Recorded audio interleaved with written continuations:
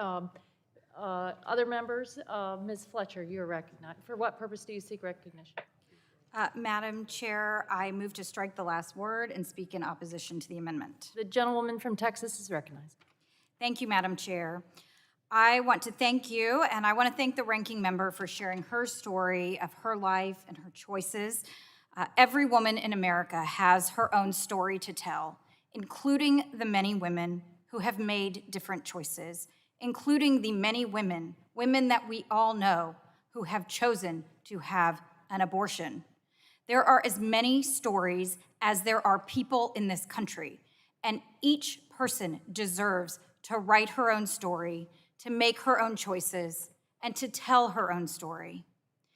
This amendment really undermines the numerous ways in which this legislation is trying to help the American people, and especially women in this country, live their lives and write their own stories. Because right now, the story I hear most often is of women and men who cannot afford health care, who cannot have access to health care.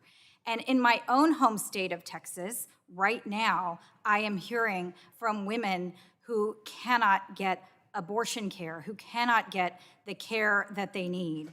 And it is heartbreaking, the stories of people in these situations.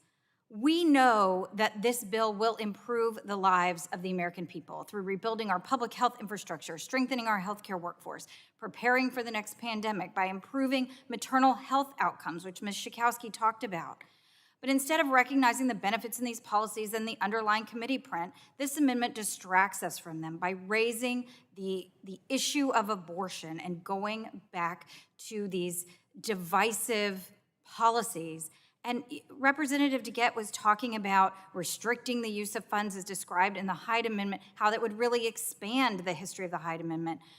But I want to respond to something else that Mr. Carter said about the idea that the Hyde Amendment was adopted 40 years ago, so it must stand. And I would note for the record that in 1980, when it was passed, there were 17 women in the Congress.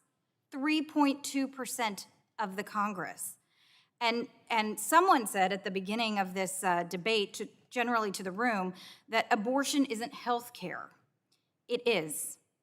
It is. Reproductive health care is health care.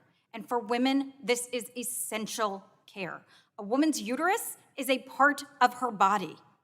A woman's ovaries are part of her body. Perhaps that's not obvious to the men in this room, but it should be. And going back to the 1980 Congress, perhaps it doesn't surprise me that they didn't know everything that they would know about women's health care. It was around that time, speaking of personal family stories, that my grandmother's ovarian cancer went undiagnosed and she died because her doctors didn't think to look at her reproductive organs. Instead, they removed her gallbladder. Reproductive care is health care. Reproductive care is health care. And it's time that women have a say in the discussions about our own health care, about our own bodies, including abortion care. The women in this country elected this majority in this Congress. And Mr. Crenshaw mentioned that there's a long-standing agreement about abortion. Well, that long-standing agreement from 1980 was between a bunch of men. Women have a role in this discussion, and women are talking about the issues that matter to them. The Congress, this Congress, is more representative than the Congress that enacted the Hyde Amendment. And this amendment to this bill does nothing to improve the underlying bill. The purposes of the funds included in this committee print are for uses other than abortion. This amendment only serves to further stigmatize and hurt those people who need access to abortion, including low-income women and women of color. As Ms. Schakowsky noted, we have a maternal health crisis in this country. According to recent reports, the United States has the highest maternal death rate among similarly developed countries and is the only industrialized nation where those deaths are rising. The CDC says that in my home state of Texas, a state that has not expanded Medicaid, a state that this committee print will help the women in my state, we have a higher mortality rate, maternal mortality rate, than the US average. and Black women in my state are disproportionately affected, accounting for 11% of live births and 31% of maternal deaths.